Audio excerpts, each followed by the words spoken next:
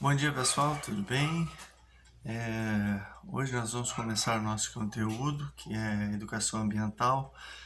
A nossa aula inaugural vai ser super simples, super tranquila, não há necessidade de estresse. Nós vamos começar pelo início, né? Ou seja, conceituando o que é educação ambiental, dando um breve histórico do seu surgimento. E depois, ao final do nosso encontro de hoje, eu vou pedir que vocês reflitam, né? Escrevam numa folhinha e reflitam as suas impressões, se vocês conseguem realizar algum exemplo de educação ambiental. Ok? Então, relaxem que é bem de boa, bem tranquilo. O conceito de educação ambiental, ela está baseada num processo. Um processo educacional para que a gente veja e reveja as nossas condutas com relação ao meio ambiente. A finalidade dela é justamente essa, fazer com que a gente reflita sobre a nossa demanda ambiental. A humanidade sempre teve não digo sempre, mas a partir da Revolução Industrial, ela passou a ter uma relação um pouco complicada com o meio ambiente. Havia aquela coisa do progresso, aquela coisa de derrubar e construir, derrubar para fazer, vamos desmatar para plantar, para fazer uma cidade, para fazer uma estrada, enfim, vamos abrir uma fábrica, vamos jogar os nossos efluentes nos rios, e por um bom tempo as coisas foram assim. Não havia um regramento para a utilização dos nossos recursos ambientais, certo? A partir de uma época, a partir de alguns dispositivos, isso mudou, começou a mudar, certo? Então, até os meados da Segunda Guerra Mundial, o que nós tínhamos? Essa mentalidade, né? Ainda mais que havia uma demanda por progressos, por conforto, porque as pessoas passaram anos numa luta, né? Luta literalmente numa guerra. Então passou-se a ter aquela ideia assim de não, vamos ter conforto agora, vamos fabricar carros, vamos fabricar móveis, vamos fabricar, enfim, casas enormes. E isso aí, claro, demanda recursos ambientais e não havia um regramento até então, certo? Com relação à nossa agricultura, a mesma coisa.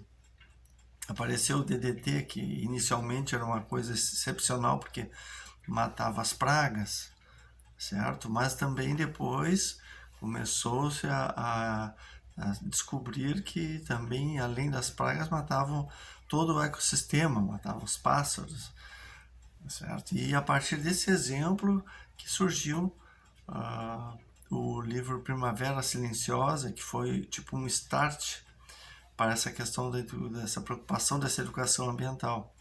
Isso foi em 1962, com a escritora Rachel Carson, que era uma escritora, uma bióloga marinha renomada, já tinha vários best-sellers quando ela escreveu esse livro.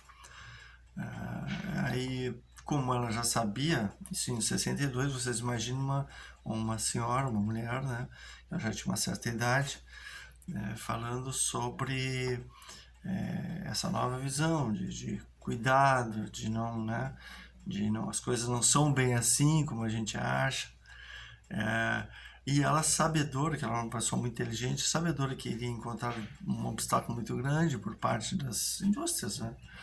Que faziam esse tipo de produto. Ela se cercou de uma equipe multidisciplinar, né? Se cercou muito bem com dados, com pesquisas, e esse livro fez um estardalhaço, digamos, e levou a muitos questionamentos. E o Clube de Roma, que foi fundado em 68, que era um grupo de pensadores, de filósofos, né, de sociólogos, de ambientalistas, né, arquitetaram a primeira convenção, que foi a Convenção de Estocolmo, especificamente sobre meio ambiente, sobre como será a nossa convivência com o tema meio ambiente, certo? Então ali foram reunidos mais de 100 países, onde houve uma série de propostas que com o tempo iriam ser revistas, e a partir dali, periodicamente, houveram vários encontros, inclusive no Rio de Janeiro com a Eco 92. E uma diferença já na Eco 92, que já foi incluída nessa questão ambiental, não somente a fauna e a flora, né, os rios, enfim, foi já incluída a questão cultural, questão social, né, já incluiu essa parte que outrora não havia sido incluída, ou seja, já houve mais um avanço, certo? E de lá para cá também, o Brasil é o único país da América Latina que tem uma lei de educação ambiental, certo? Que visa o quê? Qual é a função da educação ambiental? Regrar, conscientizar, né, a nossa relação. Nós precisamos de recursos naturais? Precisamos. Mas será que a gente precisa de extrair demais? O desafio é justamente esse, balançar a nossa demanda com os recursos naturais para que tenhamos uma sustentabilidade, um equilíbrio, né, que atenda às nossas necessidades, porque sem os recursos naturais o homem não vai sobreviver, né, e que não deprede a natureza, né, que se mantenha para a nossa geração e para as próximas gerações vindouras. Ok, pessoal? Então é isso. Resumindo, educação ambiental seria uma didática para que as pessoas, nós, tenhamos uma nova compreensão da nossa relação com o meio ambiente. Ela pode ser formal na escola, também pode ser informal, ou seja, quando a gente vê empresas fazendo campanhas, né, prefeituras fazendo campanhas de pilhas velhas, de celulares, lâmpadas, né, ecopontos, tudo isso aí tem um enfoque da educação ambiental. Quando nós vemos numa determinada escola, por exemplo, aquelas cestinhas, né, cada uma com uma cor, ou às vezes está escrito ali orgânico, inorgânico, reciclável, né? Aquilo ali faz parte da nossa educação ambiental. Ou seja, a ideia é que a educação ambiental ela permeia vários conhecimentos em todos os níveis, nível primário até o nível, né, superior do ensino e também na vida cotidiana das pessoas. Né? As empresas às vezes fazem campanhas de algum tipo de arrecadação, uma limpeza em determinado lugar, né? Às vezes há um córrego ali que está sujo, as pessoas se reúnem para limpar, para que aquela água não fique ali parada, não gere doenças. Enfim, isso aí todas são ações visando melhorias no meio ambiente e todas são ações de educação ambiental. Ok? Feito esse, espero que vocês hoje não vai ser possível nós fazermos perguntas, né? Mas a nossa aula sempre vai ser assim.